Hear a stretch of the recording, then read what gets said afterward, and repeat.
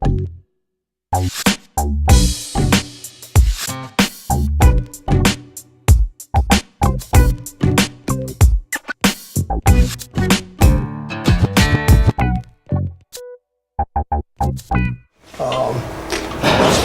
at this time, we want to call a meeting together for the Paul Lawrence Dunbar Group. What's up, brother William? And so the meeting is now open, and board members present are Whitney Pickman, William Coleman, Gerald Hollis, and myself. So the first item on the agenda is to approve the minutes for December. We had some minutes where we added a couple of board members, so I need a motion to approve the minutes for the prior minutes for December 2017. I approve. Somebody got to so make the motion for the Secretary can't make the motion. Why? Anybody can make the motion. Yeah? Yeah. Okay. I move that we accept the minutes. I need a second. Second. Approve. Second. All right, so motion been made and properly second. All in favor, let it be known by saying aye. Aye. Any opposers? So motion carries 5-0. Okay. So for the agenda, everybody's got an agenda. So I want to make some agenda items. We're gonna make some changes to the agenda so we can accommodate everybody. Time for coming out and spending some time. So item 1, item 2, 3, and 5 will be moved to the end of the agenda because that's mostly housekeeping stuff that we got to take care of as a board. I'll open up with number 4, which is a socioeconomic. You might need to do that. We did a socioeconomic summit in June of 2017 that focused on the town of East Spencer, and we had a big turnout. You have to tell me what you want up. I want that vision. The socioeconomic summit. Go ahead, just keep talking. So we did that, and it took us. We had about 64 people from as far as Union County and Guilford County to come in, and so we had a nice workshop, and we talked about what needs to happen in East Spencer.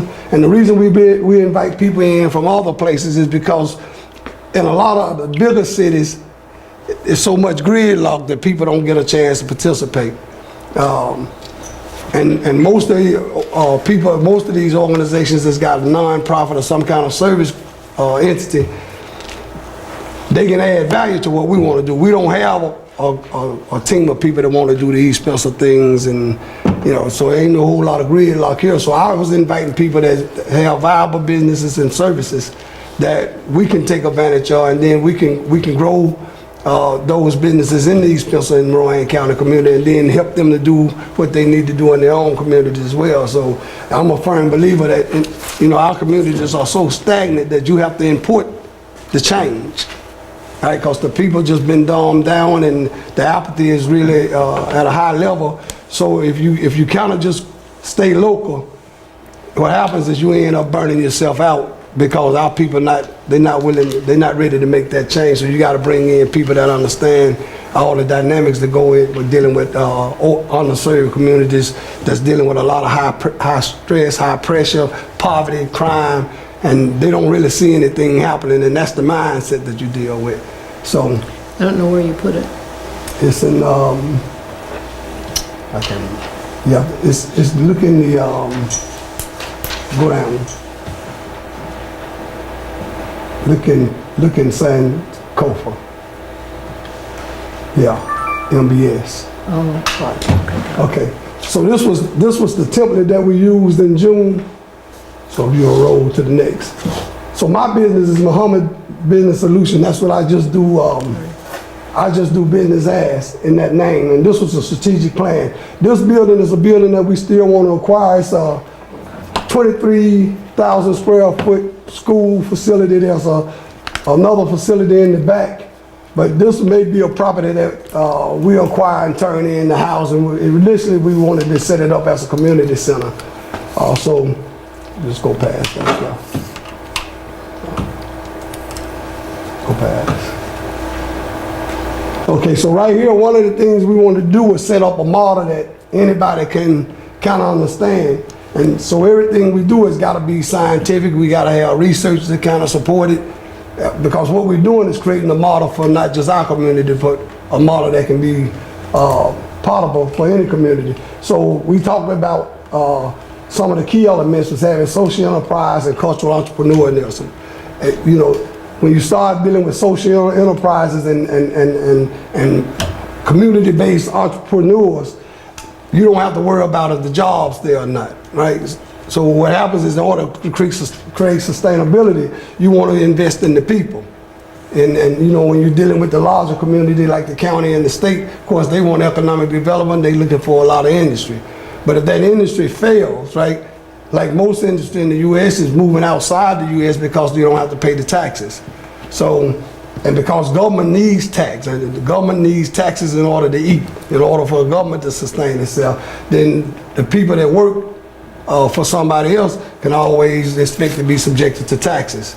So if war comes or if the economy declines, the government is going to increase the taxes, right?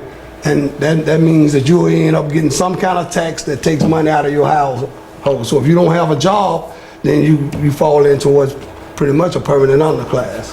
So we want to talk about public-private partnerships, which you'll hear that referred to as PPPs. And then we talk about the Paul Lawrence Dunbar Group, which is a 501c3 organization, and the target community is East Spencer, and then what are our projected outcomes. Let me go back up. I went too fast. Sorry. Where do you want me to get to? Come up, the other way.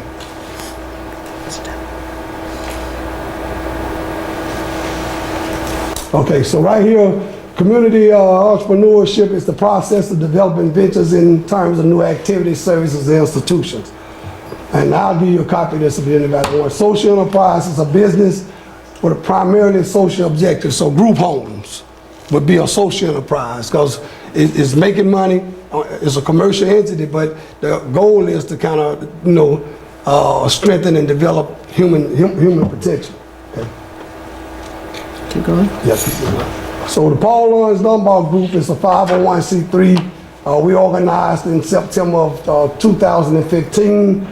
We support sustainability and the development of East Spencer community in Rowan County through diverse projects and advanced economic development. And so in a nutshell, what we want to do is grow a community from 0 to 10. So we start as if it never existed, right? Because we got a lot of experience. We'll look at some numbers that are kind of scary if you don't live in, not used to poverty and blight. Some of the numbers we'll share with you in a minute are scary, you know. So, okay, so this is the target community, right?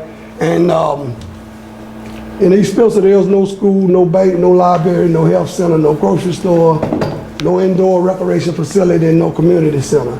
The 83.3% black demographic is probably more like 95%, all right? 49% of the households, and that number has jumped from 49 to about 55%. So there are 735 residences. Out of those 735 residences, 55% of them are 200% below the federal guidelines for poverty, all right? 11%, and that's really, really too low. That's probably almost 21% unemployed males, 67% female head of households, all right?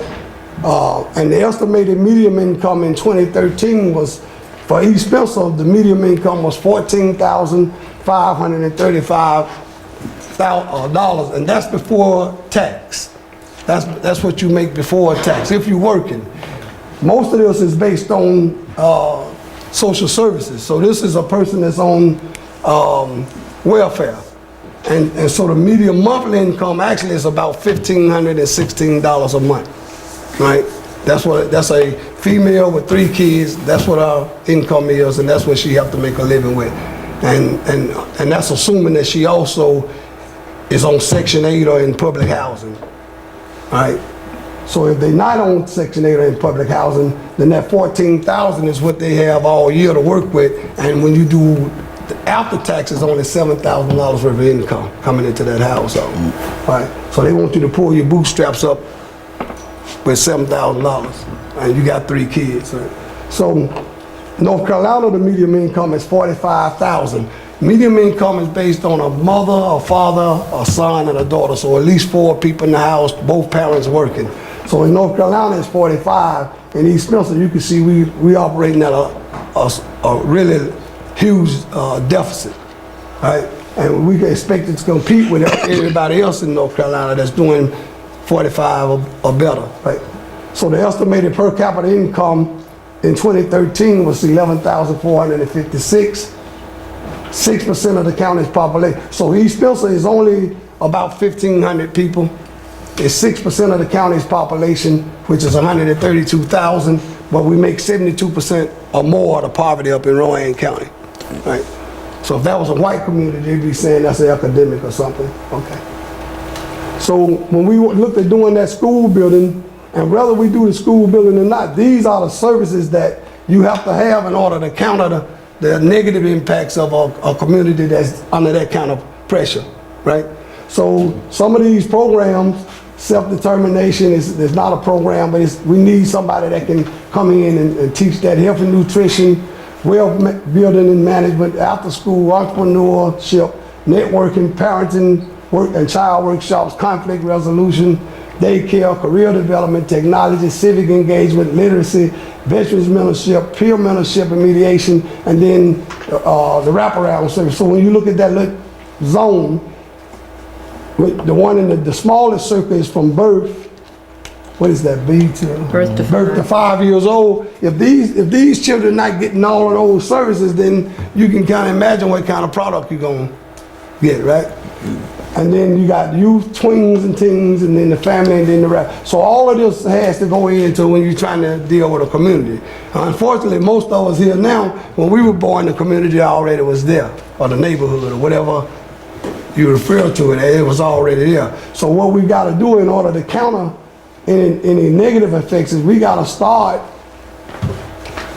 trying to put these programs together based on a system, right? Because everything works off system, and the reason that these Spencers of the world are in those conditions is because they're subjected to a system, right? And so one of the things, we want social justice and we want change and we want the policy, but we don't understand the systems that's working against us, right? As a household, we don't understand the systems that are working against us as subgroups in the community. And so without understanding that, you kind of really just groping in the dark for solutions, and that's where we find ourselves today.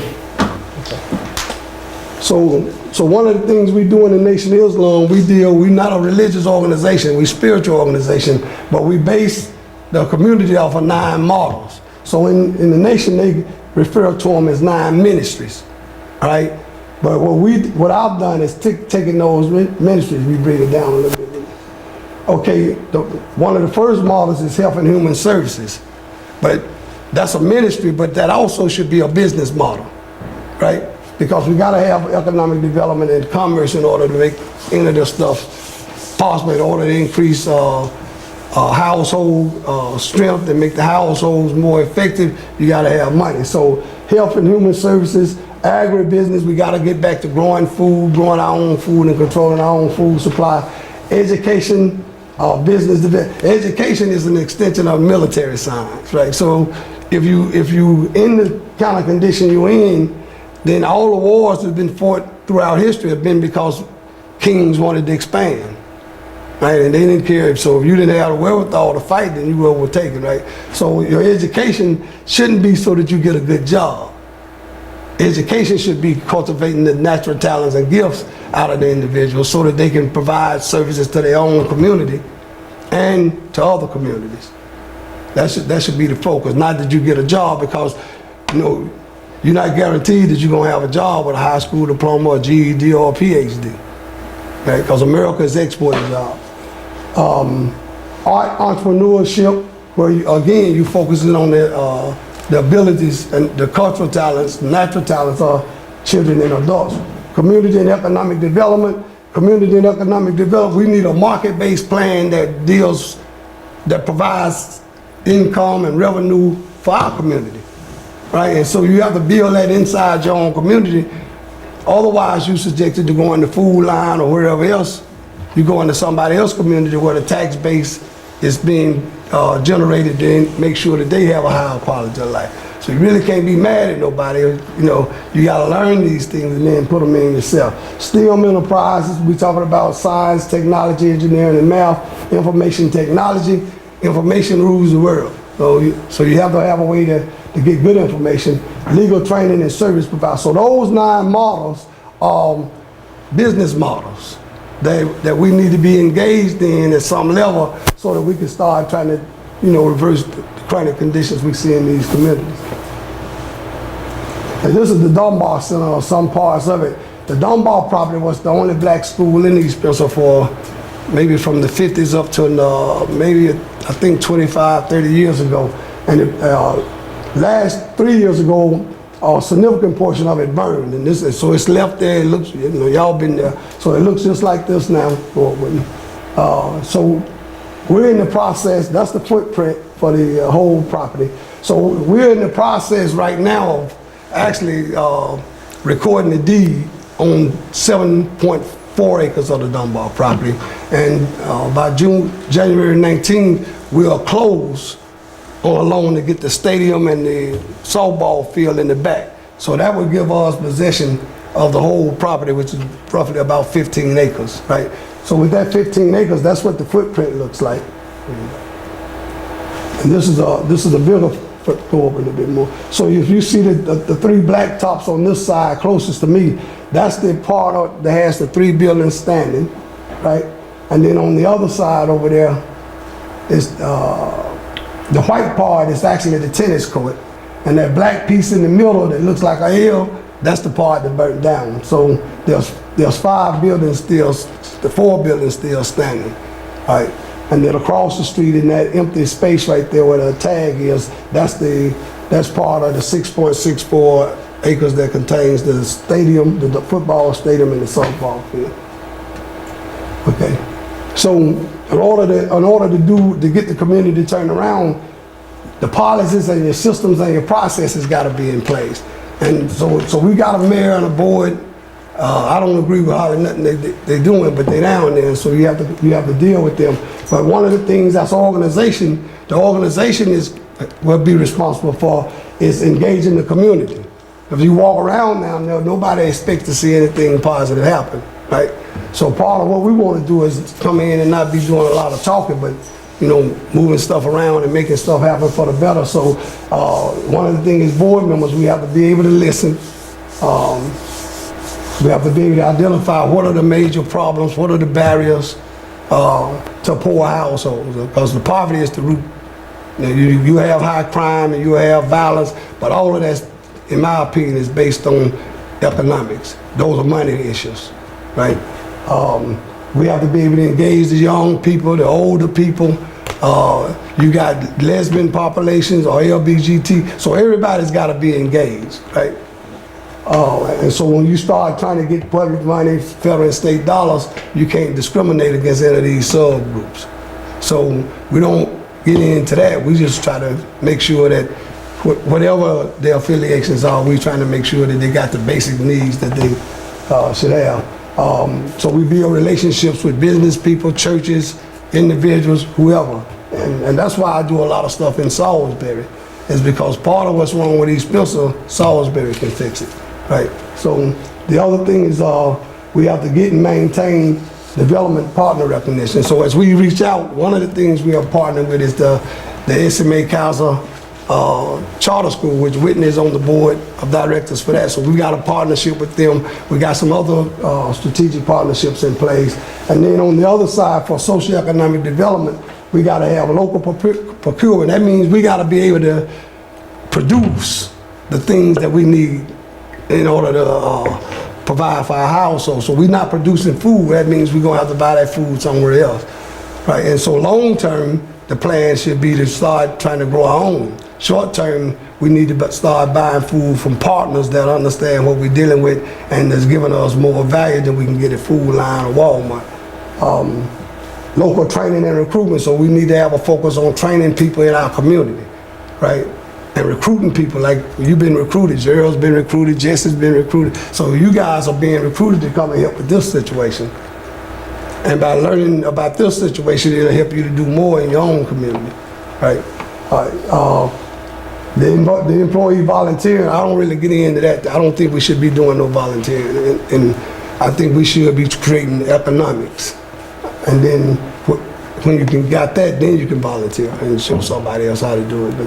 But government capacity development, you have to be in the city hall in order to get that done. So one of the things you can do is register to vote. And you can vote out people that don't have a good game plan and vote people in that you do. And some of you guys, wherever you are, you need to consider getting on a planning committee or whatever in your own communities, because the leadership you're looking for is going to be your own self, right? Enterprise development is partnering with other organizations and creating services and businesses that bring the development in and create money in that circle, right? So that you don't really have to worry about external forces controlling what's going on in your own community. Infrastructure development, water, sewer. East Spencer has water and sewer, but it costs an arm and a leg. So we need to look at providing water and sewer services. As an organization, we could own a water and sewer plant. We can buy a plant, right? And we got a customer already, right? So solar energy and fiber optics are critical infrastructure needs that we need to be involved in on one level or another. What I like to do is the nonprofit develop its own vision plan for East Spencer, and where it works in alignment with the town, that's great. But even if it doesn't matter, because we still have the authority and the autonomy to work on the better half of the citizens, even if the town doesn't want to do it or can't do it. And a lot of times it ain't that they don't want to, they don't know what to do, but the other times is they restricted by how to use monies, right? So, and then social investment is like this, learning about what other people are thinking. And I'm saying in the black community is so diverse that we need to learn about our own diversity before we go out and start investing heavy in other cultures. We do need to have Jesse and other people at the table, but the diversity is so vast in our own community that sometimes we can't get together and get a solid, cohesive block because we always spreading ourselves outside our community. So one of the questions we posed after showing people this was, what could development in East Spencer look like? So when you know, if you go to East Winston or go in the black communities, normally we got the 1,100 square foot rabbit box house because our contractors are looking for profit, right? So they're gonna build the cheapest product that they can build and still make a profit to take care of their family. And if it ain't our contractors, white contractors coming in and they looking at maximizing profit. So they're not gonna give you something like this, right? And this is a project that I saw at Myrtle Beach. And it could be scaled down, it could be a 1,200 square foot home, right? Or it could be a 4,500 square foot home, or it could be a townhouse, right? But we don't have to rob the value from the resident because we're trying to make a profit. We want to make a profit, right? But what we want to do is we want to put a property out there and a product out there that people will be proud of.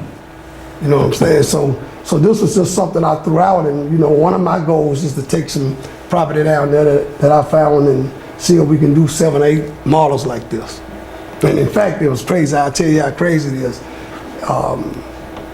You probably won't know the street, Shaver, but Shaver and Long is like right beside each other. It's a group of houses in between. So if you took all those houses out and put these in on both sides, and then in the middle of them you had a beach, you could bring Myrtle Beach to East Spencer instead of we have to always go down there. Minus the ocean. No, you have ocean. You had the white sand and the blue water and I got you. yeah, you know what I'm saying? So, you know, my daddy used to teach me that if you stay in the right place long enough, the world will come to you. That's true. Right? So you know, people don't have to sweat because they can't go to the beach. You can bring, in Abu Dhabi, they imported a whole sea. And so when you go over there, you'll have to remind yourself that you're in the desert. But all of that was desert, sand. right? Dubai, all of that sand, they imported that Black Sea in. I think it was 200 miles they piped it. You know, and so you surrounded by water. So that's kind of how, you know, we gotta get out of the box, right? Next.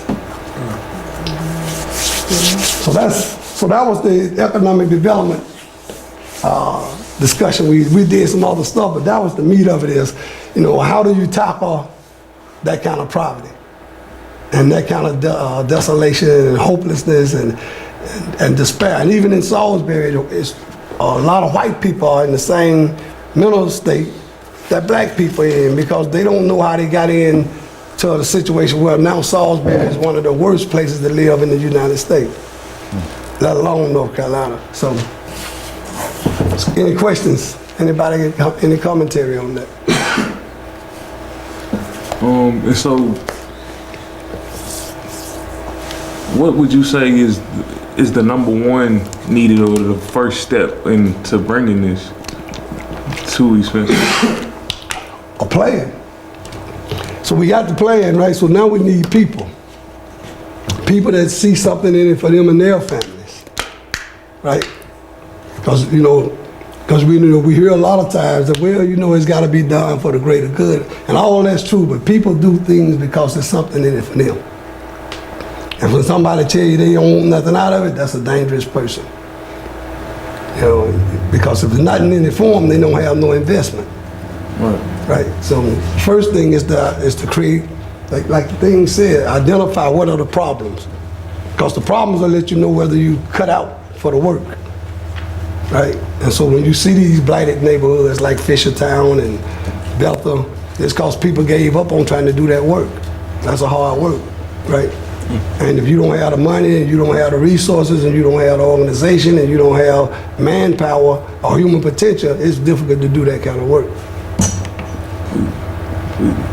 Okay. So any other comments or questions? I was waiting for Larry to call. He hadn't called. So one of the things we want to do with our nonprofit is a nonprofit, but our nonprofit is different than most nonprofits because it's a CDC or Community Development Corporation.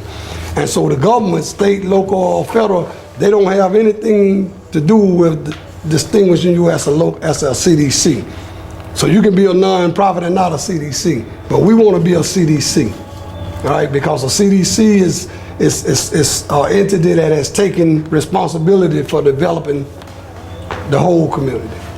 So we're not any different than a nonprofit, but we distinguish ourselves by being in development. We want to build, right? We want to change things around in our community and stuff. So, Do you want the action groups up there? yeah, put that up. So one of the things we're doing, and Sister Felicia's on, right? Yes. Okay. The phone's right there by you. Okay, so Sister Felicia's on, and one of the things we want to do, our Paul Lawrence Dunbar group will do business at Sankofa Community Development Corporation. And if you know anything about the Sankofa bird, it flies with an egg in its mouth, right? But it's looking back. And the more that is, go back and get what you forgot, because that's the only way you can move forward. So we use the Sankofa bird, and one of the things we want to do, because when you get into nonprofits, we only want to have maybe 7 board members, because when you start trying to get 9 board members and 11, it gets hard to manage organizations. So one of the things I wanted to do, and the reason I invited Brother Ken Rashid and Philip Taylor to come in, is we want to create an economic development committee that works under the nonprofit, and that economic development committee will create what's called a CDE, or Community Development Entity. And the reason we're doing the CDE and not the CDFI is you have to have 2 years worth of experience doing financial literacy and home ownership counseling and that kind of thing in a community. We don't have that. We don't have quite 2 years. So we can start as a CDE.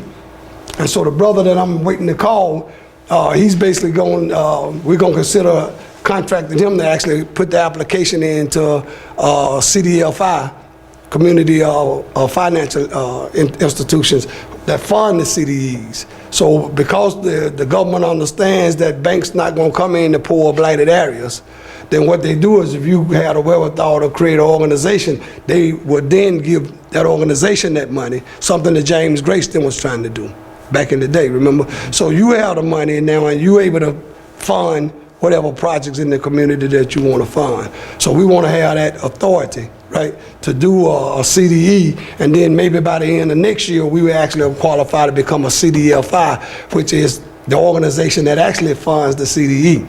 So with that in mind, one of the things I wanted to do was have at least one or two individuals, recruit one or two individuals from those counties. Because most of those counties are in the same condition. That Hickory is doing really some good things on affordable housing, and all public housing is being converted to multifamily housing, which means there's no more public housing, right? So, but the difference is that people that live in the public housing, they can't afford affordable housing.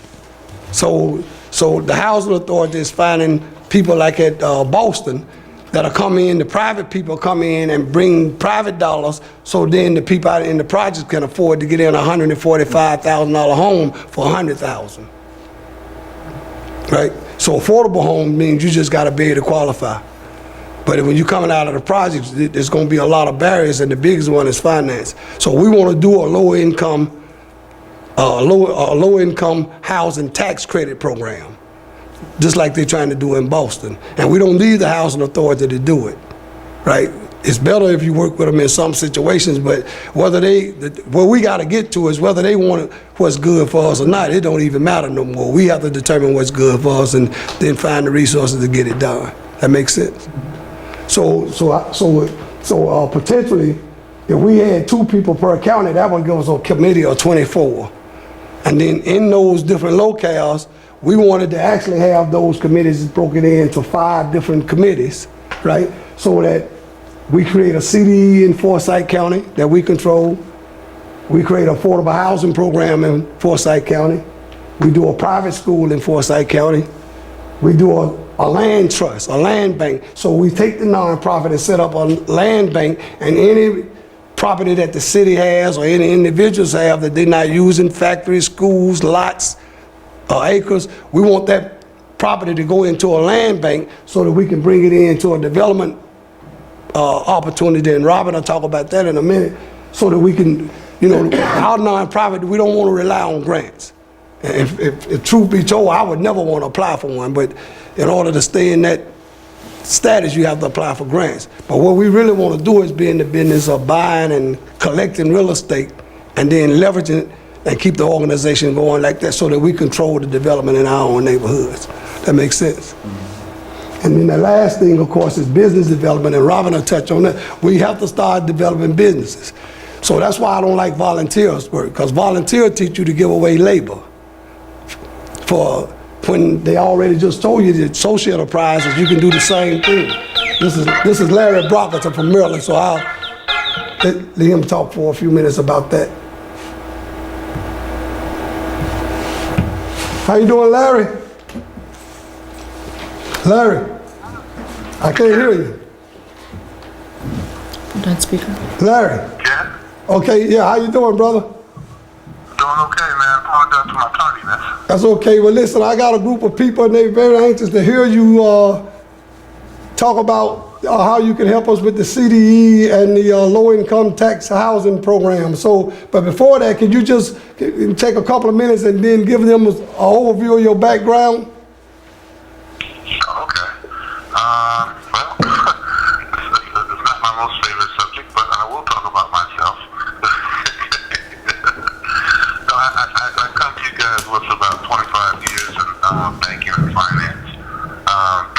Started off my career as a young commercial loan officer here in Baltimore for a small, very small minority-owned bank.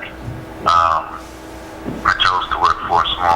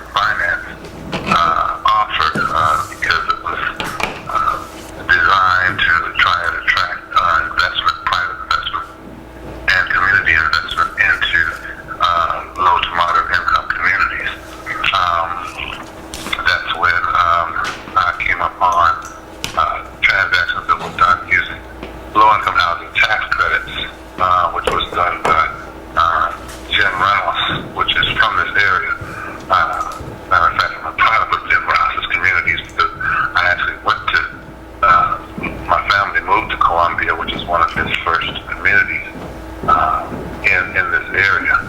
Not a low-income housing community, but it did have aspects of low-income housing involved. And he was the progenitor of the tax credit program as it stands in America today. Had an opportunity to kind of meet with him and talk with him as my career was developing, and started actually getting involved in low-income housing tax credit transactions. Have done a number of them. Got a pretty good portfolio. I worked at DC for DC Department of Housing and Community Development for about 9 years, actually doing innovative thinking in terms of how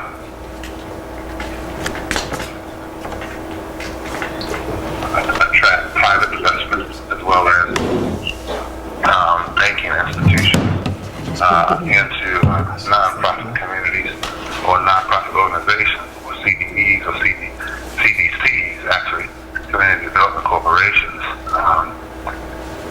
But what happened is that over the years, I guess someone figured out that the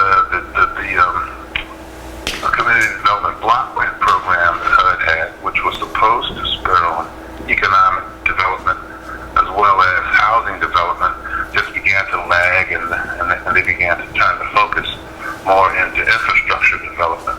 And so what was happening is that you had communities across the country that were housing was being done in low-income housing, but you had situations where food deserts were created because there was no commerce, there was no grocery stores in those communities because the infrastructure for commerce had lagged. And so someone came up with the idea from the Republican side of the House to say, hey, listen, let's come up with a tax credit that would spur on economic development within those same communities. The hue and cry was heard from the communities that said, why do we have to, we live in our communities, but why do we have to go so far away for simple amenities such as beauty salons or hairdressers or to get a haircut from men, to go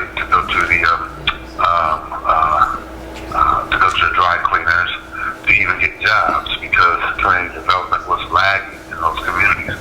So came the advent of the tax credit program for spurring on community development in terms of economic development.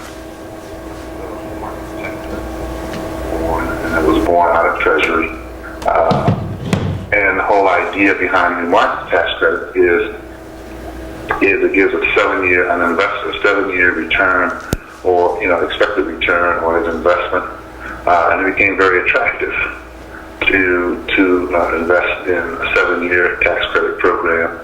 And it's a little bit tricky. The learning curve is a little steep, but not once you know it, you know it. Once you've done it, you've done it. I did the first one in DC that ever was done, where I did a combination of community development, a community development project that not only did housing, but it also did business development on the first floor with what was called a work-at-home program, where basically you had rental housing, or the owner of the shop would have his house above where he lived. It's the old school way, where it was done years ago in this country, where the guy who was the owner of the shop lived above his shop. The concept worked well because the whole tenet of doing new market tax credit is that no more than 20% of the total income from the project can be derived from housing. Okay, so what you do is you just once you have everything structured, and you structure it such that the rents attribute no more than 20% of the total income or projected income from the business itself. So, for example, if you had a grocery store and the owner lived above the grocery store, well, even though he would be renting for himself, the attributable rent, meaning that if he didn't rent from himself, but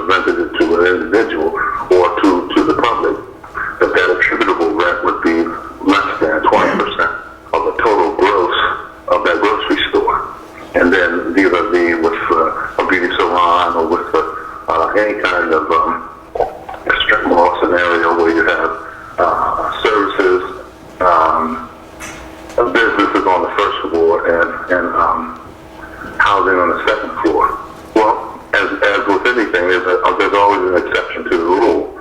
And what I did was, I did the exception to the rule as well, was that I did commerce on the first floor, but then came along with 78 condos above it.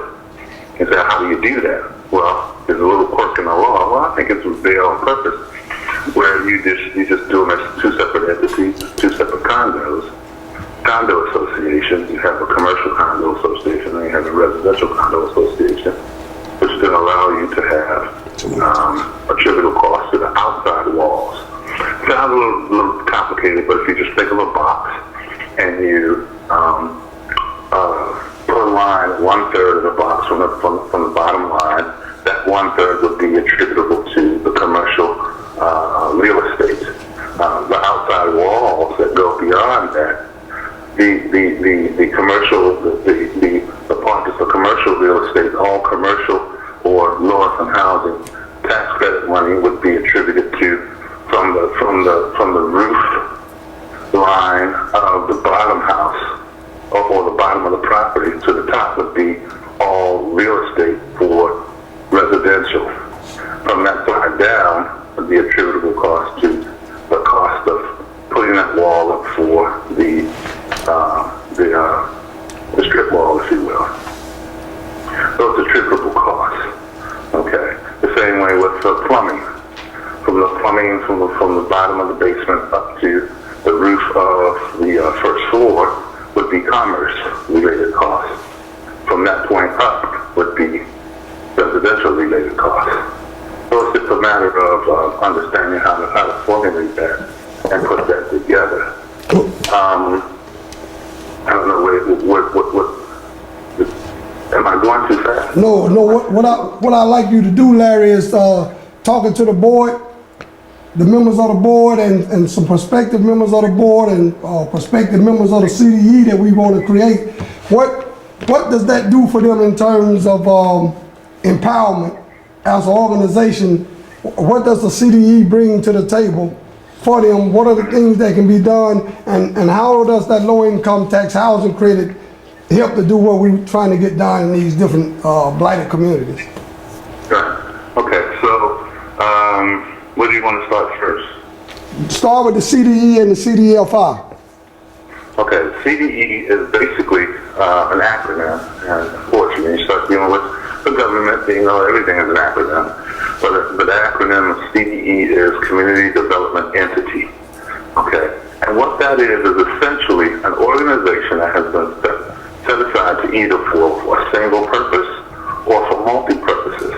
All right, but the bottom line for that organization is that organization is responsible and held responsible for expending the tax credit dollars, the equity side, as well as all funding to promote and or to develop commerce in a low to moderate income area.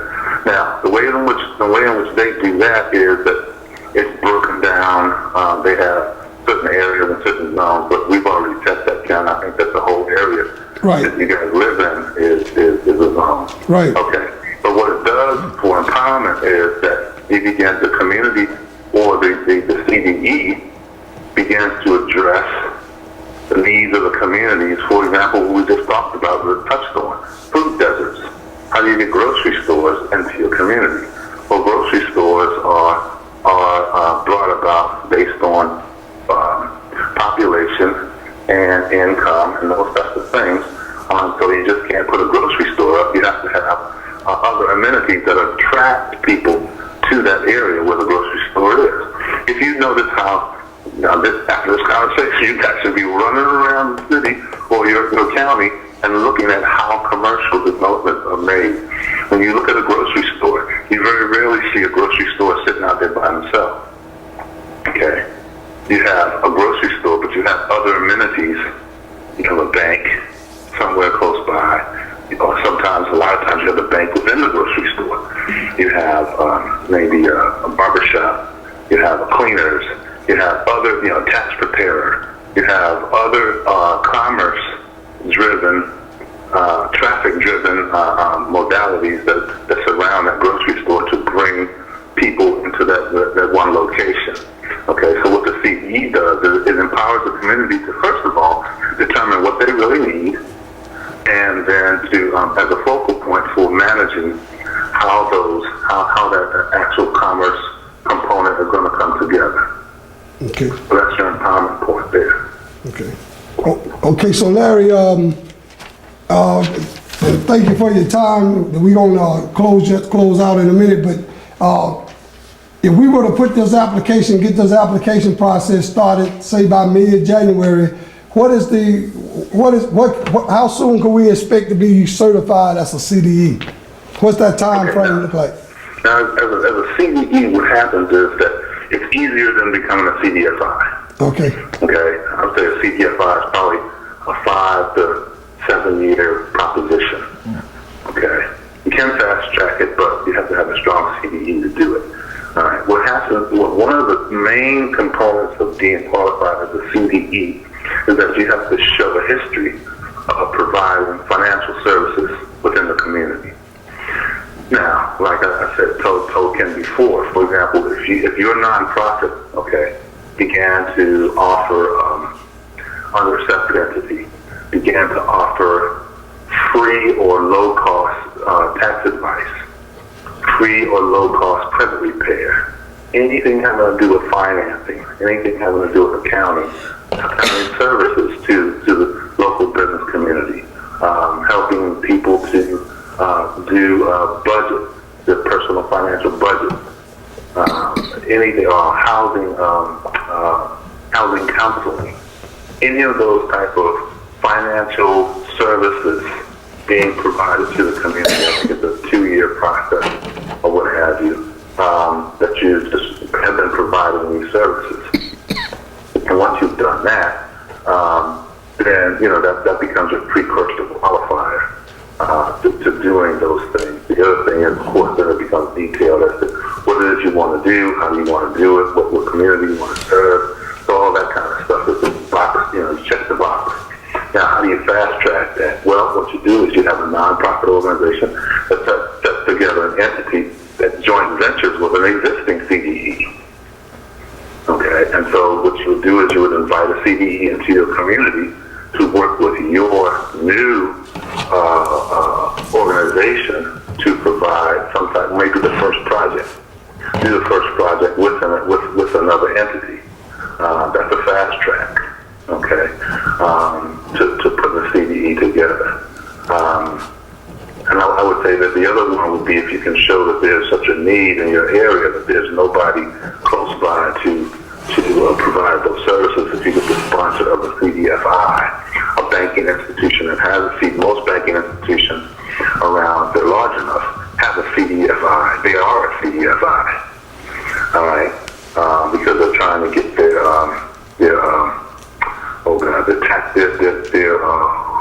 community reinvestment and CRA credits together. So that's a part of them being able to be a CDE. CDFI is that was a part of that bailout that everybody talked about. Right. All right. So if you were sponsored, say, by a large bank that came in and just said, look, we're going to do this in their community, and we're going to work with this nonprofit, and we're going to sponsor this nonprofit to do this commercial project. In the first year, you wouldn't be qualified as a CDE, but once the project is up and going and you're managing it, and of course they would bring in a CDE, or maybe they may be a CDE. A lot of banks have their own CDE organization for that purpose, to help jumpstart communities that are lagging or lacking in those areas.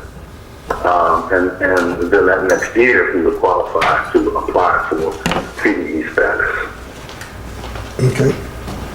Okay, well, I'll be reaching back out. I did send Larry a request for proposal to consider contracting with our organization to create the community investment banking piece, and also to help us establish a low-income tax housing program. So probably sometime in the next meeting, we'll get that back from Larry, and then we'll discuss it, and then when the board is ready, we'll make a decision on that. But Larry, I appreciate you taking some time. I'll give you a call probably Tuesday. That'll work. But thank you for, anybody got any questions for Larry? All right, appreciate it, Larry. No problem. All right, peace. All right, bye-bye. Okay. All right, so I ain't gonna bore you with all the details of the organization, but what we're trying to do is, from the public side or the nonprofit side, is show you that the wherewithal is there, the resources are there, and how we can use those resources to get strong from a socioeconomic development. Robin is gonna come up and represent organization to you, and what that organization is doing is working with the nonprofit from the private side, right? So that we don't have to say may I to anybody. So with that, this is Robin Whitehurst. Good afternoon. I'm honored to be here at your board meeting this afternoon. Thank you so much for having me. As soon as we get my technology set up here. So I'm the trustee for a private trust, the Oneness Wellness Foundation is a private trust, and we are have a subsidiary doing business as Great Rising Holdings, Inc. So Great Rising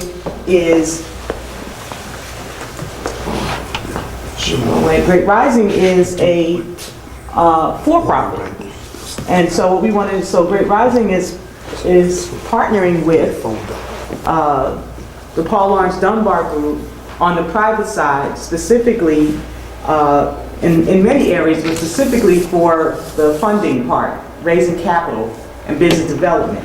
So what we recognize from what has been shared thus far is that you have to have a community development capitalization project, a business entity that helps to spawn other businesses as it's bringing money into the process. So this is the Sankofa bird. And if you're not familiar with the Sankofa, it's an Adinkra symbol from the Akan people in Ghana. And San means return, Ko means go, and Fa is to look or seek, to look back. And so this is what we have to do. One of the things that in doing my research for being here today is understanding that the East Spencer community at one time was very vibrant in terms of the railroad and was considered the southern city. Bustling and robust with all kinds of community development, businesses, all those kinds of things. So when we look back at the southern city, this is what we want to bring forward. So this is our symbol. I went to the war room in some of the documents that we have available, and I looked at what's possible. So what I wanted to start with is opening your mind to what's possible in East Spencer. And Brother Muhammad shared a really beautiful home where he was talking about bringing Myrtle Beach to East Spencer, right? And so here's a community development corporation out of California, and these are some of the things that they put together, that they did. And they started with, Gerald asked, what's the first step, right? And so they started with a plan. And so here we are today with the plan. So with my part of the plan, where is it? Great Rising Holdings, Inc. is what can begin to come into the community and bring those private dollars, all right? We have partnerships. We are creating partnerships. And before I go further, I want to say one thing. One of the last things that Larry talked about on the call was that you have to have 2 years of providing service to the community from a financial services background, right? Process. Right. And one of the things that Great Rising does is recruit or enroll or sponsor financial professionals.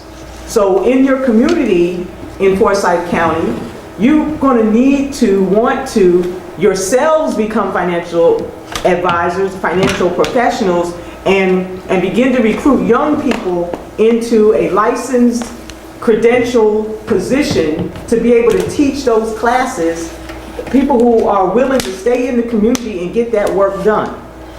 And they'll be able to do it on a commission basis, but the initial contact with the community is most times free, right? Through the financial needs analysis, helping them with their budget, those kinds of things. And then what grows out of that are services, which dovetails into the entrepreneurial pattern. You follow what I'm saying?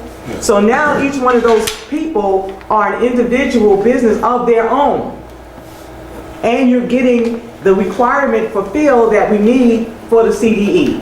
Does that make sense? Okay. So here in our community, we have a team of about 18 licensed financial professionals. Licensed financial professionals who come together once a week to then disperse back into the community to do what we do.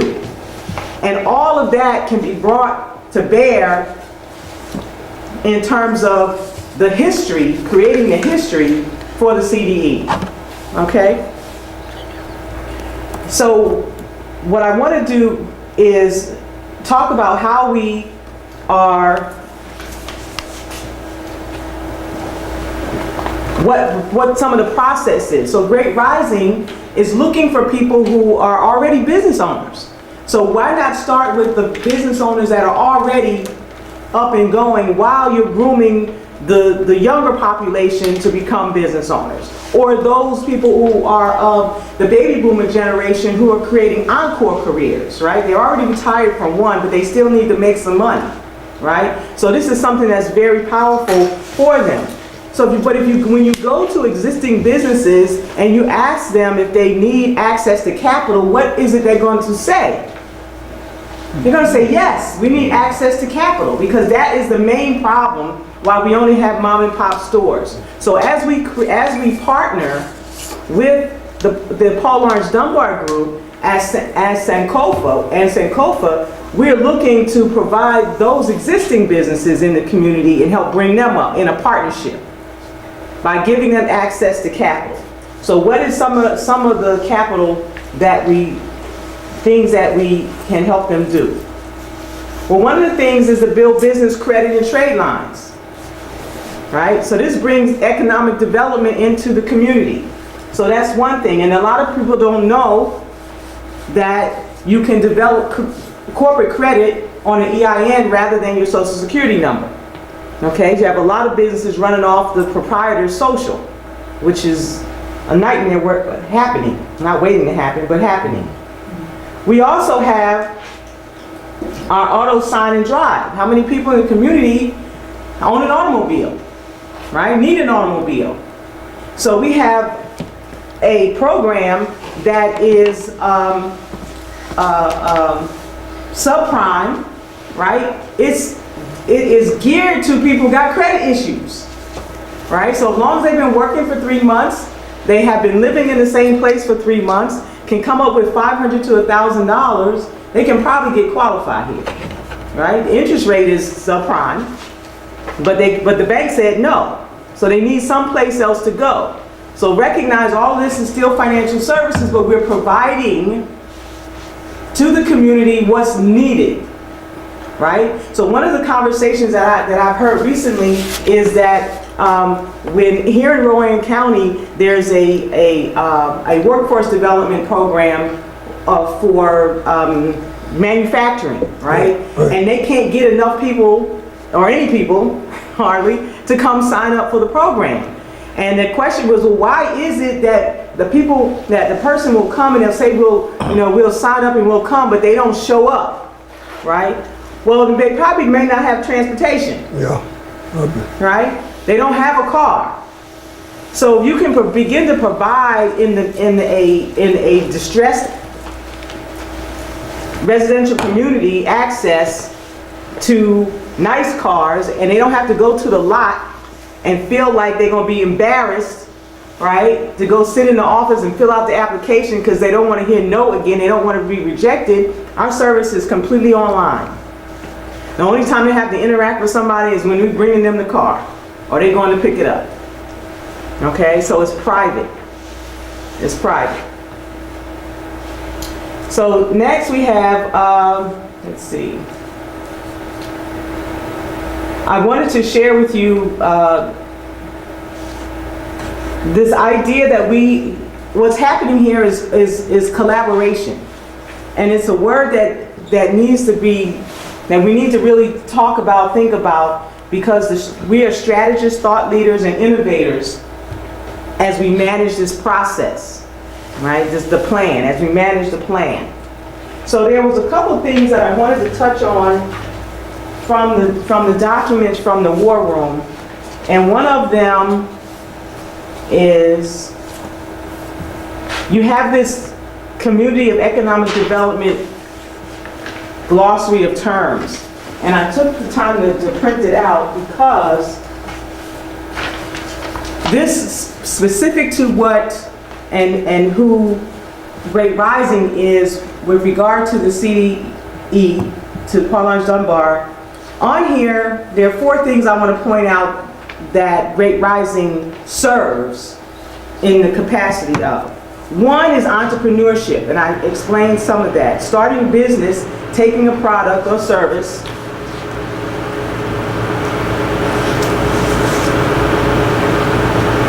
right? Taking a product or service from idea to market. From idea to market. The next one is leverage. So when I talk about leveraging, a means of multiplying the availability of funds for economic development and community development programs by using one pot of money as a match or a lever to access a larger amount of money. So when you start talking about being able to get tax credits over here, or partnering with HUD, or some of the other things, you're going to need to be able to bring private dollars to the table. Great Rising has the ability to bring the private dollars to the table to create the leverage that's necessary. The next one that popped out for me were 2. One is place making, right? Here it is. Okay. Place making. Place making is the act of supporting primacy of place through creating a community culture that nurtures wellness, happiness, and prosperity, and puts human interests at the center of community economic development. So everybody has to have a stake in this, right? Everybody has to have a stake in it. So Muhammad said that a person who said they're not in it for anything, they don't have no, they'll just do it, that's a dangerous situation to be in, right? So everybody wants to, where is your place in making the community? Are you the health and wellness center? We already are doing that. Are you helping to bring happiness to the hearts and minds of the people in the community, and prosperity, which is only going to come through economic development, job creation, right? And making sure that we put the human interest at the center of the economic development. And the next one is primacy of place, which is what the placemaking is about. It represents the community's strategic choice, right? It represents a community's strategic choice to dedicate their resources toward the improvement of life experiences for residents, businesses, and visitors. Okay, so this information has been shared with you. So I would encourage you to do your homework, your due diligence, because what happens after, when you do this is who you are. This is what you begin to do. You bring added value. You're a value add to the community. Adding market value, monetary, that's who Great Rising is, to the raw materials that we need for construction, for all of the things that's necessary to bring it about by, or a product for processing, handling, label, packaging, and transportation. So it's a lot, but your glossary, the information for who we are, what it is that you do on this board, and those participating is right here. If you want to know what we're doing, how we're doing it, why we're doing it, what the definitions are, this is the place to start. And I thought that it was very thoughtful that it was included in the documents that were sent to me. So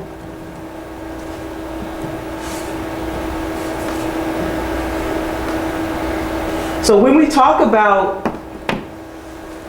the services, right, one of the things that we have to do is unlock access to capital, right, and have a more strategic understanding.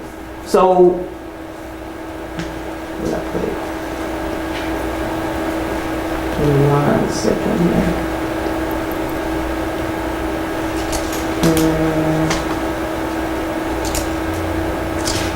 Okay, so I'm just going to talk about it since I can't seem to find it right here. We have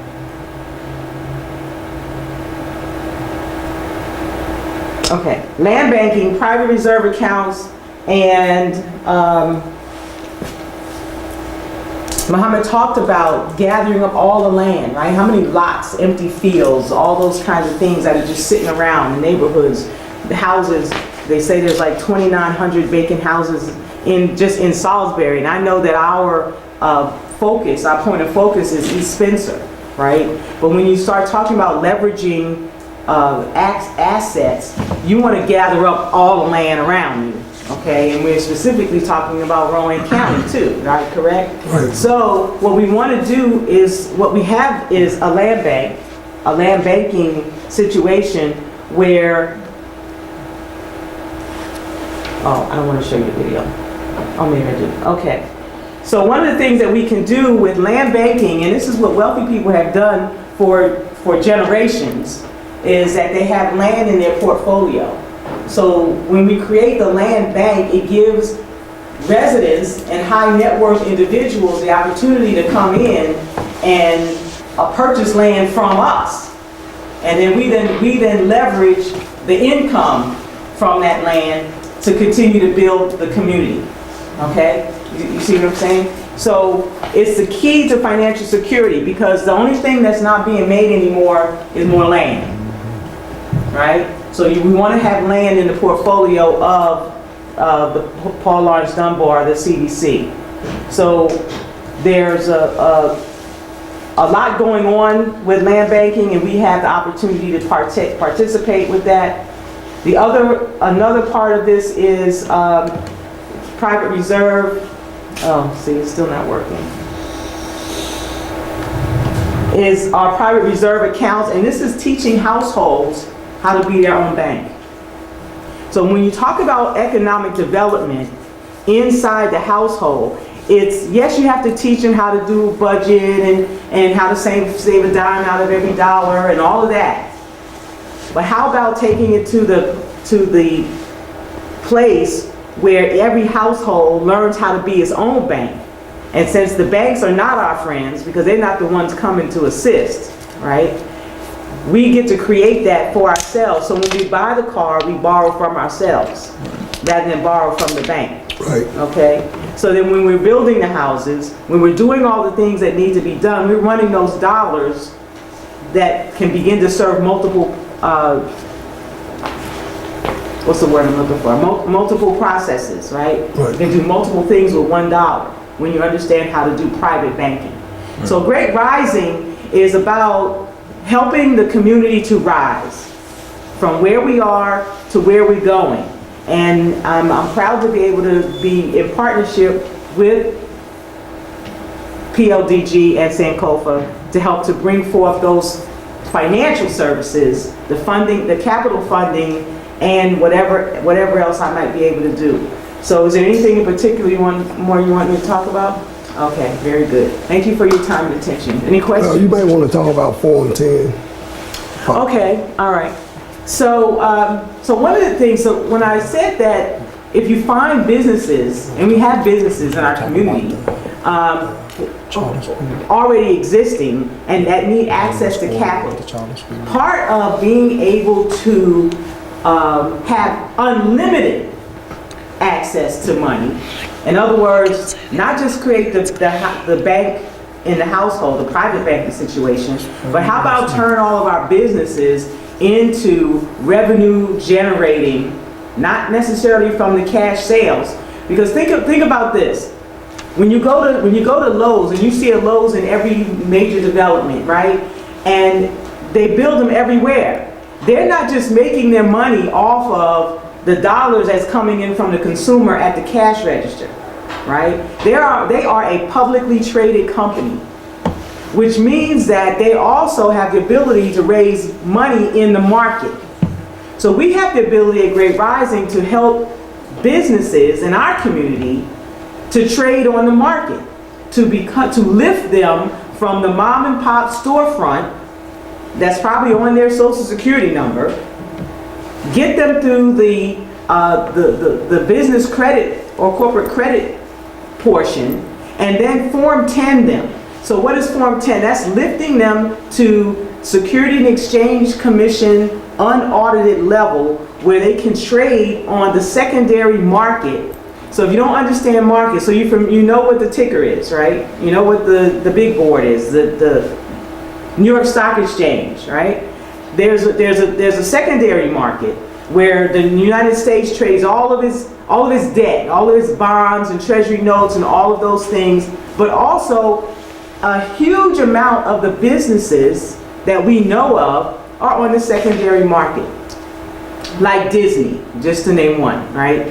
That means that they're trading, they have investors that are buying their stock, and that stock translates into cash infusion into their business. We can do the same thing with businesses in our community. We just haven't had the access to knowledge. We didn't know how to do it. And Great Rising joins arms with the company and actually services them through that process of getting them to be able to trade on the market and have those funds come in. So they have the investor funds coming, and they also have the money that they make over the cash register. Okay? All right, thank you, Robin. You're welcome. Anybody got any questions for Robin? Comments? Okay, well, Whitney is on the board for the SMA Kaiser Fox Charter School, which is named after my mom, and that school is slated to open in August, so I'm gonna let her talk a little bit about the charter school and what's going on and what's the curriculum like and that kind of. Okay, so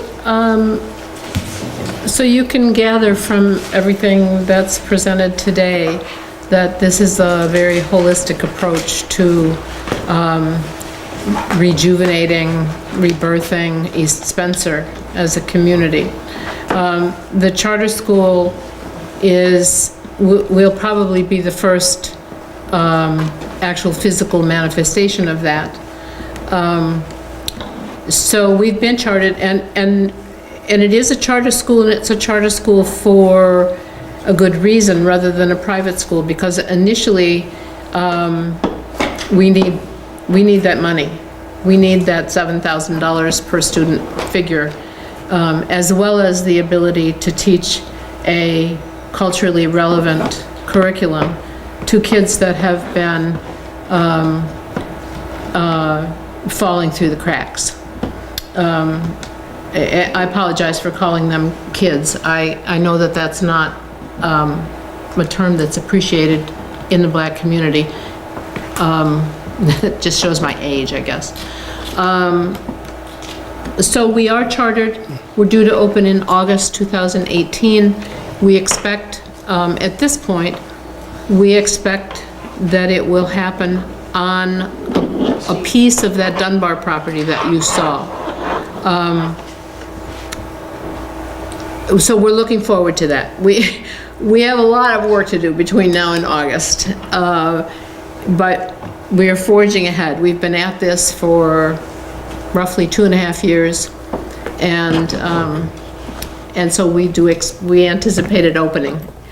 It might open in temporary buildings, not a beautiful brick and mortar building yet, but we'll get it open in August. So, and I think it's a place that people will be able to understand that this resurrection of East Spencer is happening within the community and for the community. Of course, all children are welcome, because that's part of North Carolina DPI, that's the way it is, and we welcome all children. But there will be a very specifically culturally relevant curriculum based in arts infusion and a second language, Spanish, starting in kindergarten. So we expect excellence.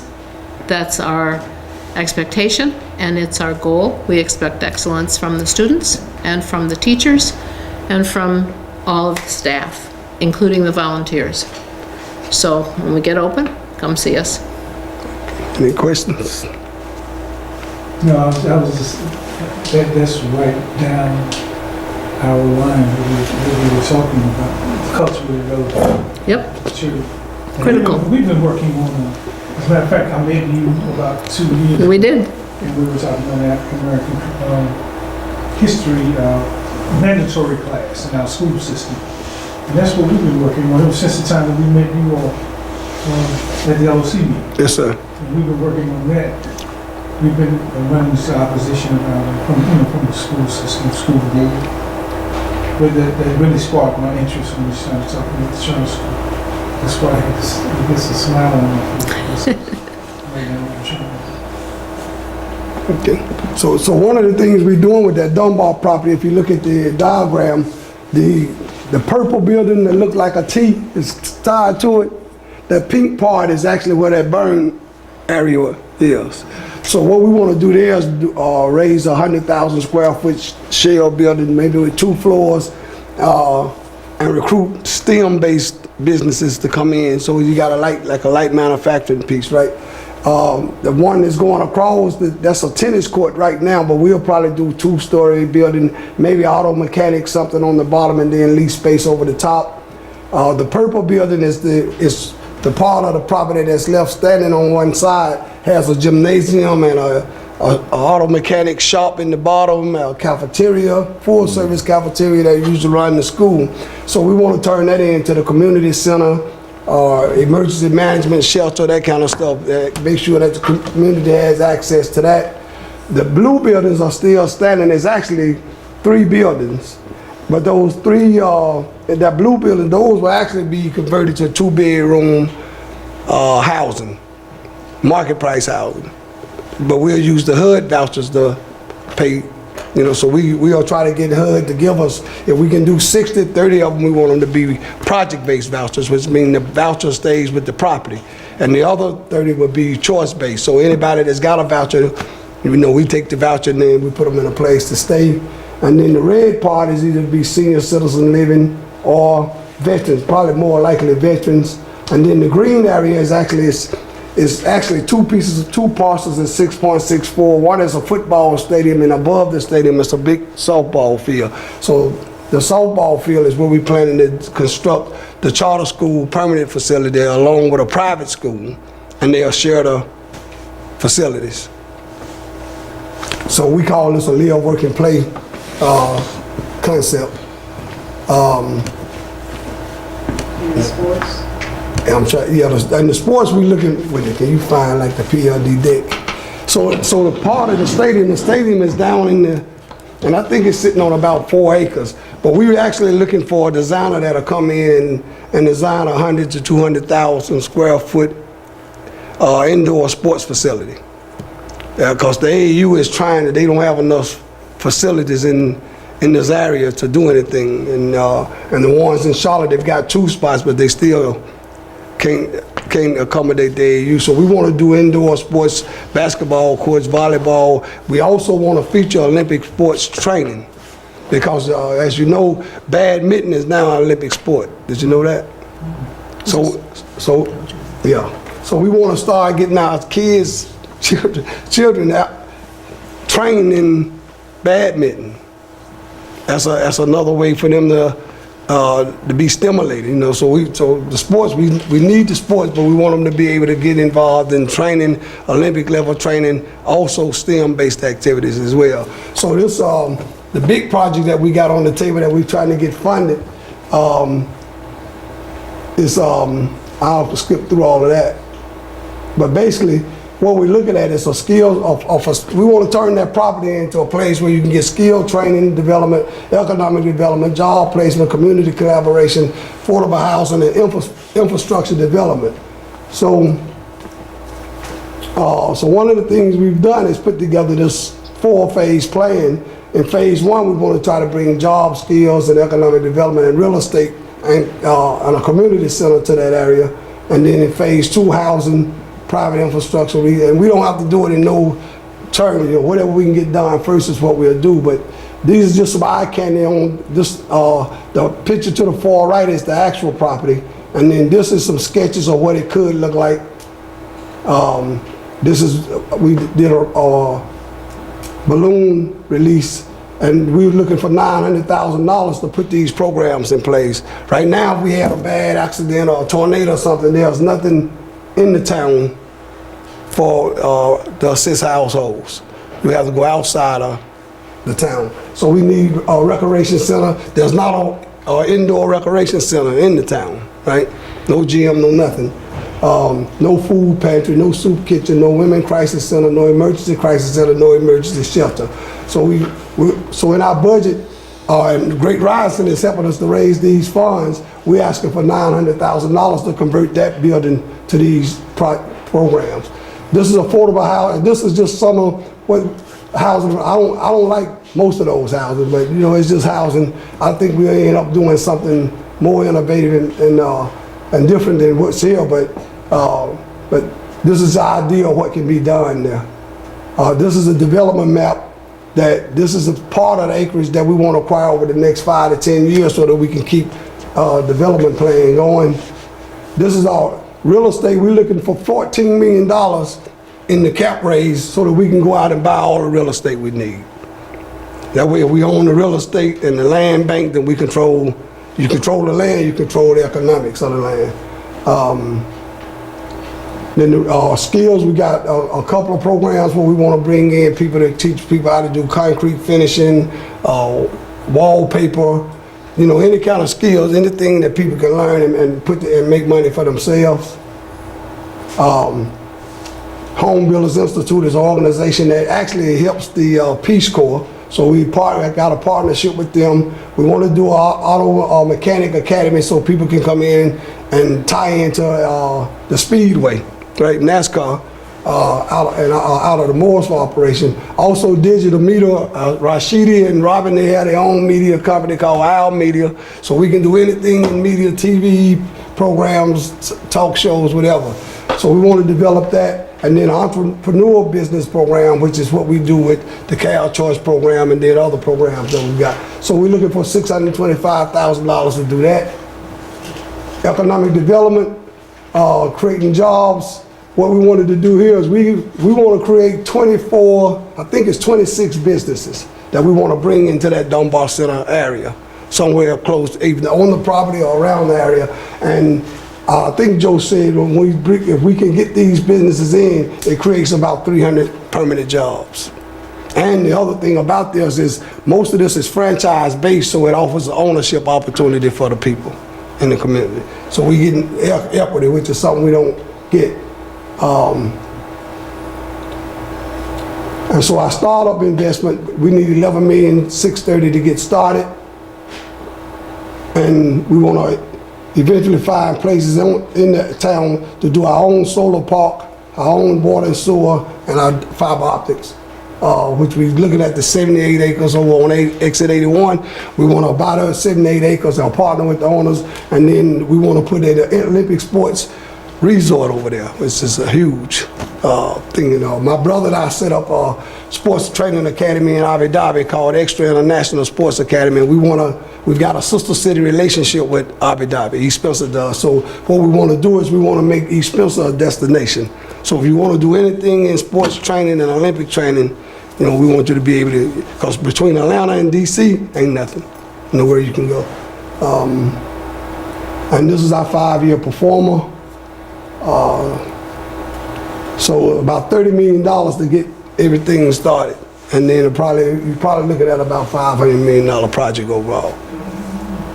So to answer Gerald's questions, You know, you just gotta have a plan, and we've been working on this for about 25 years. And now everything is there, we just need people. And we need a market, we need to create a market. So when you look at those 12 counties that I had up earlier, that gives us a market, right? The immediate market, of course, is right there in East Spencer, or right there in East Winston. But the bigger market is we could actually start doing things with the thought in mind that we could exchange goods and services with our neighbors in these other counties. So that's pretty much, that ends the presentation.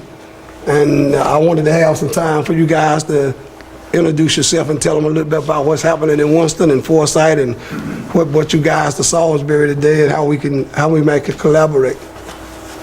I'm Ken Rashid. I'm glad you did that. I actually retired about 7 years ago. And I've always been interested in things that are happening in our communities, in pretty much every facet of it. I think my primary focus lately has been just the education piece, trying to get some things done in the school system that needs it so for everybody's aware of what's happening in our school system, so our children just. But this would take an entirely different learning process for me, which I'm eager to learn anyway. Yes, sir. I don't have enough time.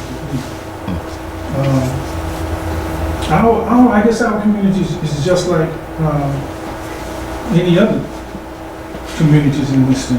Right. The gentrification process is taking place in our community. Right. There's poverty in our community, there's lack of jobs. It's the same thing, just like everywhere else. The interesting thing is I've learned so much since I had an opportunity to, since I am retired. And it's amazing, I learned a whole lot from Facebook. Right. It's crazy. But, you know, there's so much of our history that's being displayed on Facebook. So everything right now is a learning process for me. I'm eager to learn and help wherever I can. Okay. Philip? Well, my name is Philip Carter. I'm from Winston as well. And I'm interested in building a machine. Yes, sir. That's the bottom line. A machine to turn out what it is a group of people or an individual needs to whereby they have sustainability and mobility. Now, myself, I ran 2 times in Winston for city council. So politically and governmentally, I'm kind of very familiar with how they do things. You know what I mean? Yes, sir. I also know that it takes people to make them move, but at the same time, as I would tell again, that we like to say that politicians should be held accountable, and they should.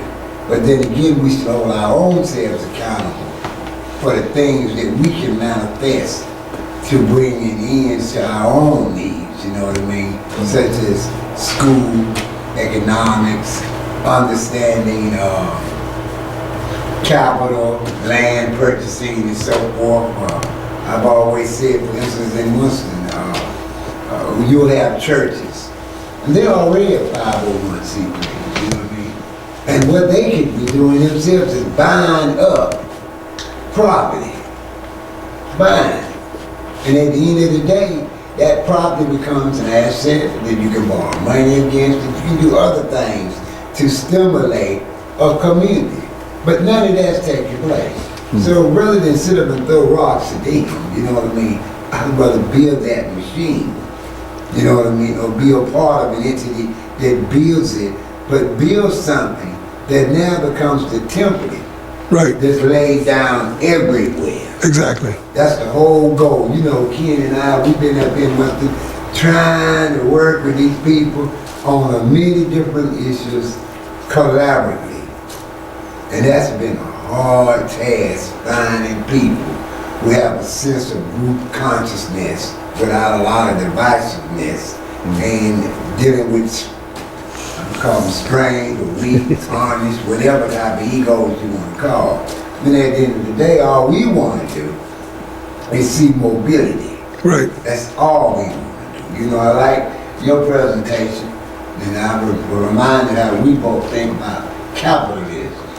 Capitalizing, taking advantage of, you know what I mean? And so I'm glad to be here. I've enjoyed everything. Took down some notes on some things for me to go in. You know me, I'll go Yes, sir. dive right in there. I'm gonna find it and read up on it. But I hope we can create, you know, a collaboration. You know what I mean? Right. Because Ken and I, we were up in Winston working with this thing with other people about getting the African American curriculum and what's our kind of school system. And at some point, you hear one end about steering away from charter schools. You hear that? Right. And I hear here and hear from him, that might be a good avenue Right. up even in Winston. You know what I mean? Because I believe in using one thing to catapult another. Right. You know what I mean? It's like your hand. Right. Well, I always look at things like my hands. This is public, this charter. But they both hands. You see what I mean? They just look different. Right. At the end of the day, you know what I want both of them to be able to do? Push and grab. Right. Make a difference how they look. If they get me what I want in the end. Right. That's the bottom line.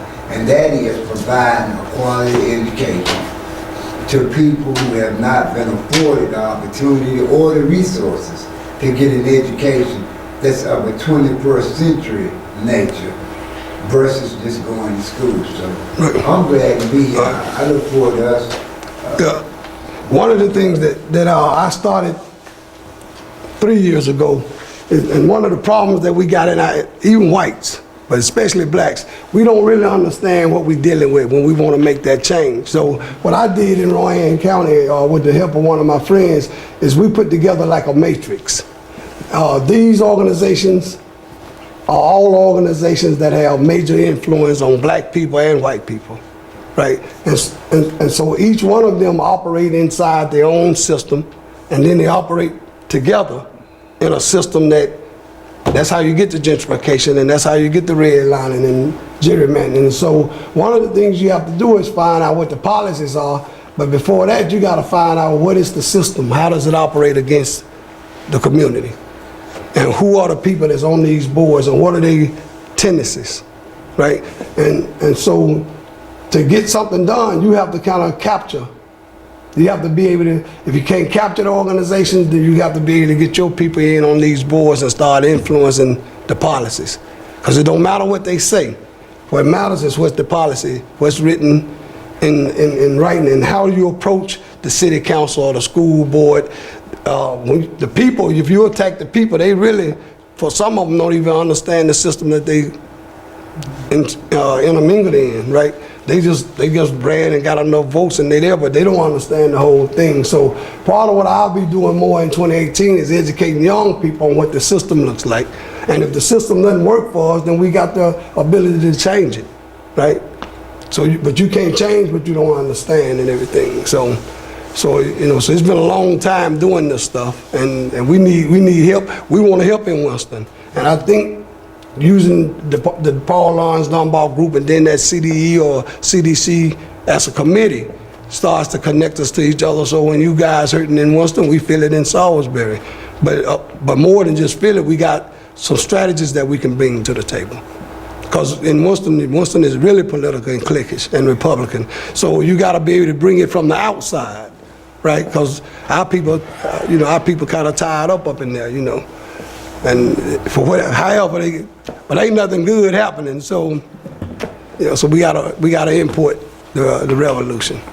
So that's all the thing I had. I did have a couple of board things we needed to take care of. Felicia, you still on? Yeah.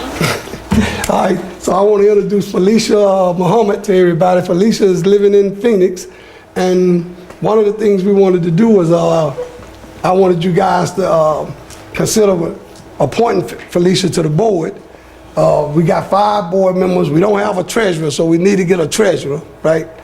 So we need to make that happen, but I wanted to get a motion to ask Felicia if she wanted to join our board, and I also wanted to see if one of you gentlemen wanted to join our board. And if one of you do, then we'll make a motion and appoint our 7 board member today. 1 works on the board, 1 works on the committee. So if that's okay with you guys. I think with his knowledge, I think it would be more apropos. But I'm still, Yeah, okay. Okay, so with that being said, I'll put a question to Felicia.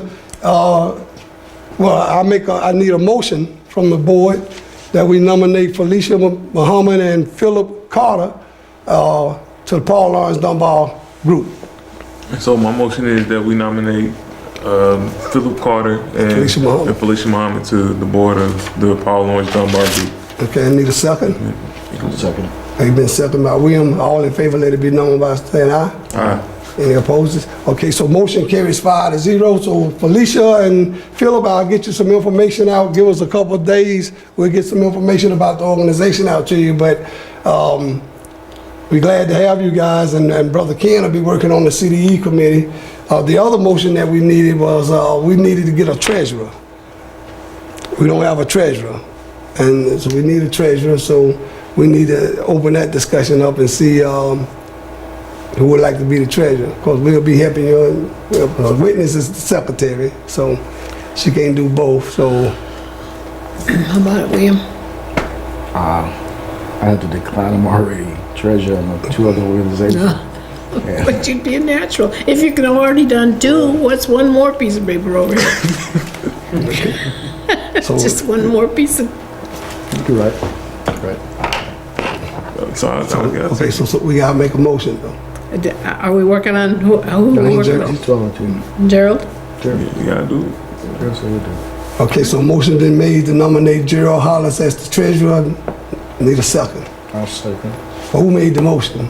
I did. Okay, so motion been properly second. All in favor, let it be known by aye. Aye. Okay, motion carries 5-0. So we got a treasurer, and so we'll get with you and Whitney and I. Y'all be working close together, so we'll get that done. Let's see. I can't read this. I'm trying to see. Did I miss anything, Whitney? Yeah, the meeting dates, we need to establish a regular meeting site and a Well, I regular... think in the bylaws, we got the 17th, so let's just wait till we redo the bylaws in the next meeting. Okay. I had the bylaws done and sent them out, and then everybody can make whatever changes they want to make. And we had one question I wanted Robin to answer when she was giving her presentation about the land bank and Cal Choice. Is it possible for Paul Lawrence Dunbar Group to be able to participate in the land bank? As an entity. acquisition to purchase, Yeah. yes. Okay. So can you explain a little bit about what that, without going to the presentation, what that looks like in terms of purchasing land and what's the so what's the projected returns on our investment? If we spent $47,000, what that looks like in terms of investment for us having a fund, a revenue fund. So land banking is unique because it opens our mind to owning property. So the Paul Lawrence Dunbar Group can certainly be a landowner, right? So as a landowner, there is a opportunity happening right now in California where the 2028 Olympics are scheduled for Los Angeles.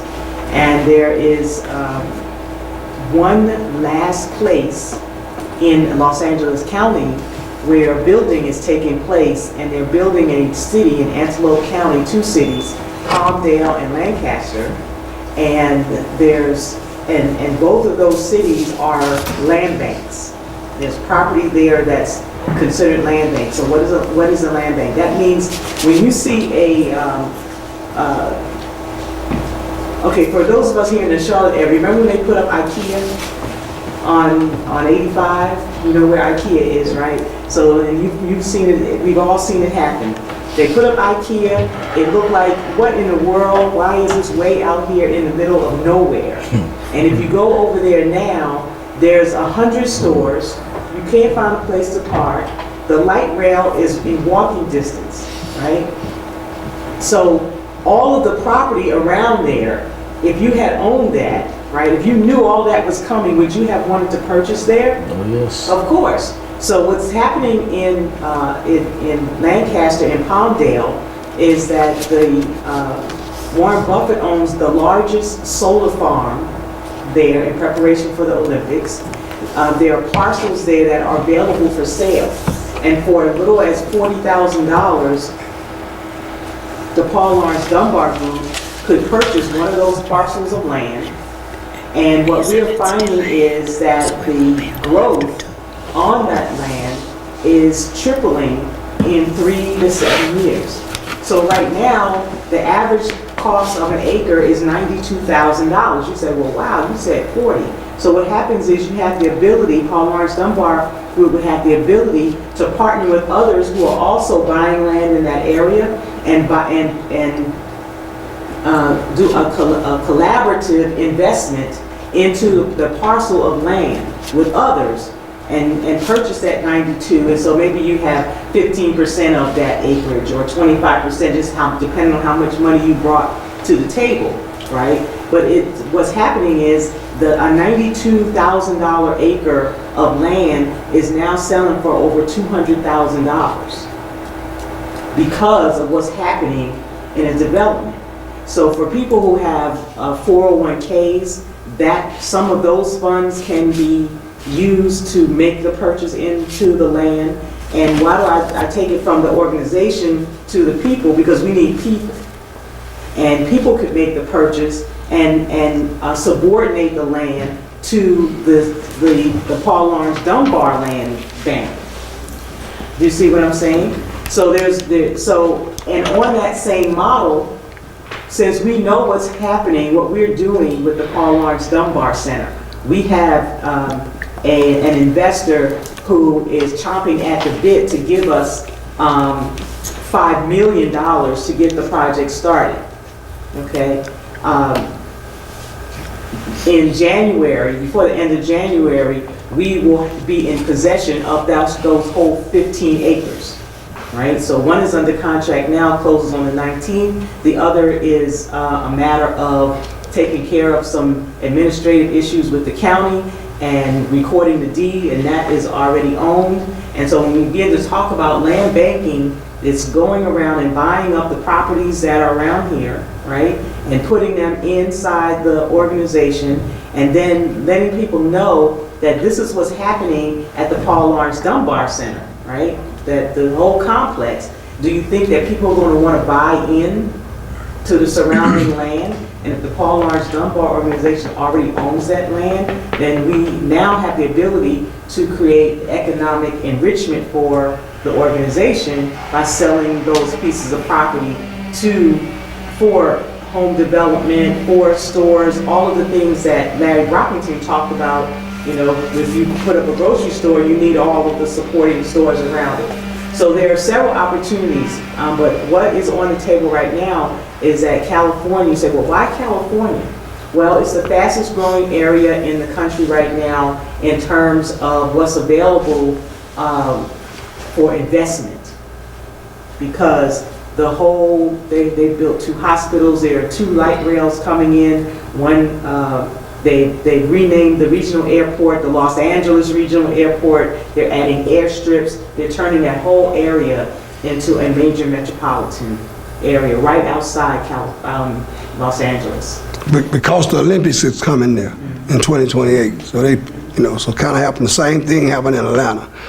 Okay. Well, it's also because I lived in San Diego for a long, long time, and it's also because there's no expansion room other than in very, very limited directions in Los Angeles County.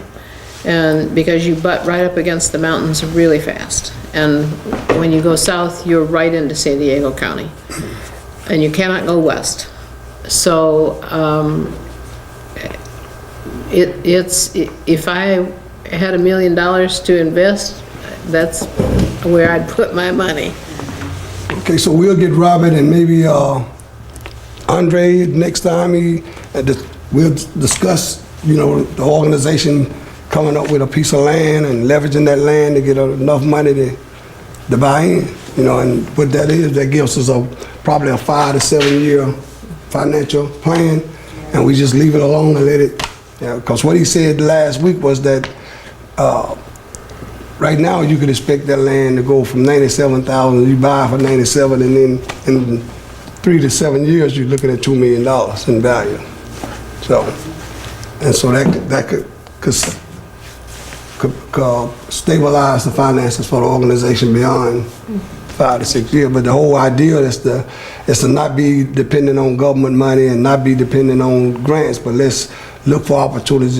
Tax season is coming up, and there's people that won't be able to pay the tax bills, or they sweat that they may want to just donate the property, and then we have to figure out how to pay the tax bills off. So we're in the land business and the development business. So with that, I want to thank Philip and Ken and Jesse. You had anything you want to say? I'm good. Then introduce yourself and tell everybody who you are. Give us a little bit of your background. Well, I'm Jesse. A little bit of my background I am Hispanic. Just wanted to get some more information and grow my knowledge. What kind of interest you got in terms of business? Business? Yeah. I want to do marketing and advertisements and also accounting. Okay. So what you see is some of this stuff would be good for Hispanic community? Yeah, the financing part I'm really interested in. When she was talking about the interest rates and all that other stuff, Okay. I found that to be quite an interesting topic. Okay. Brian? Definitely ask a bit more about that. I'm Brian Eddie with Great Rock Holding. Also into marketing and land banking. Been a part of the Dunbar project and much more. Okay, so then the board, we have those closing comments? They don't even know who you are. Tell them a little bit about My name is William Coleman. I'm on the board. I met Muhammad maybe 3 to 5 years ago, and I was engaged with his commitment to his community. I never met anyone who had the passion or love to give back to his community, and that kind of moved me to want to learn more how I can contribute back to my own community. Because before I met, I never adapted a community, never really accepted as me being part of that community, because I have moved around all my life. I'm originally from Buffalo and moved all around. Buffalo. Why So- everybody from Buffalo? So I never really claimed any area, but after speaking with Muhammad over the course of years, I have also gained that passion to give back to our community and make a change, because the way our young people, the thought pattern they have now is scary, and we definitely need to change that before it's too late, and I hope we're not. We not too late. But my background is business. I worked for Freightliner for 15 years. Logistics is my passion. Present time I'm in sales due to the flexibility that it gives me. But I definitely want to get to the point where I'm working for myself and being able to employ others. So. Okay. Gerald? I'm Gerald Hollis. I'm with Great Rising Holdings. And just in the business development and community development as well. And so when I met Mr. Muhammad, really he just was all about moving forward, just the culture and getting us to really start thinking about knowledge itself and building and growing more for our people and others. And so for me, that's what I always envisioned myself doing. And so after, it's been like what, almost half a year? About 6 months. Yeah, about 6 months, and I've already just like been in different situations that's just already pushed me to where in goals that I set for like 2-3 years off, like maybe even 5 years off. And I was just like, man, this is happening way faster than I expected. But I mean, it's been a blessing since I've met him and we've been moving forward. So I appreciate you and I'm glad to be here. Whitney? I'm Whitney You know, the Beckman. white people in the room, so you know, let them know what's going on and who you are and how you got here. Let's see, so based on what you just said, I'm Whitney Beckman, I'm the white woman in the room. Kenny likes to remind me of that frequently. So my husband Said and I live here and run East Square Artworks, and I'm on the board of the charter school, and really I wanted to offer, if your group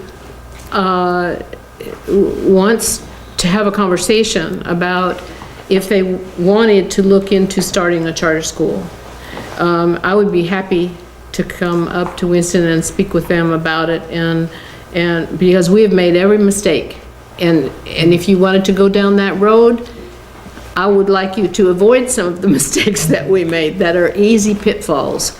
So I would be happy to do that. And the other thing that I would encourage is that you do consider a charter school. You know, I've heard all the negatives about it, but I'm going to say that it would enable you to do, I think, what you expressed to me while I was up there that you wanted to do. It's a big bite, but I think, you know, you will get more sympathy and more buy-in from the charter school board than you will from your Winston-Salem school board.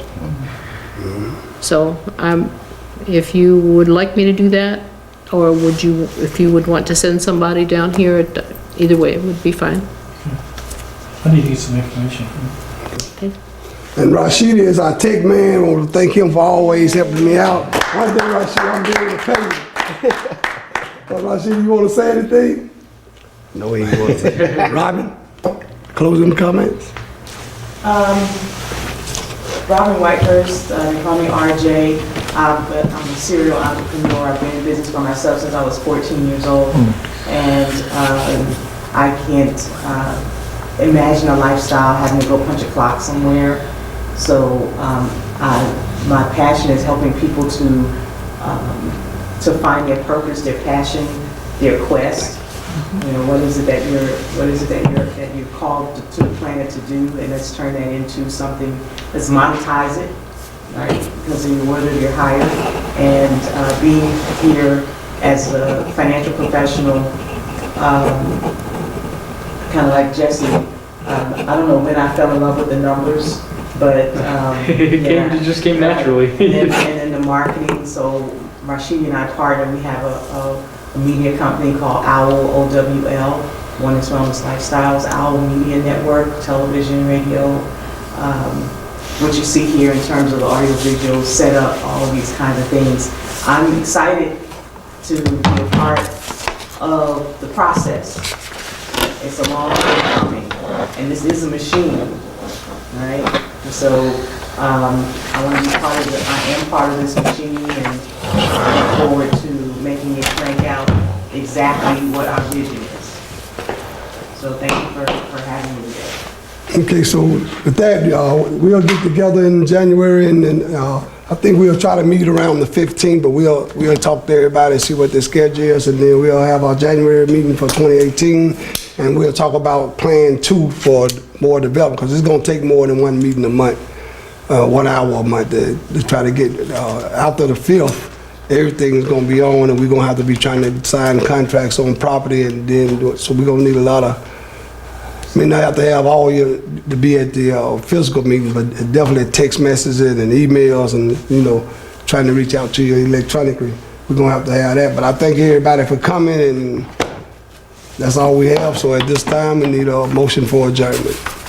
I make a motion to adjourn. Second. A second. Motion adjourned.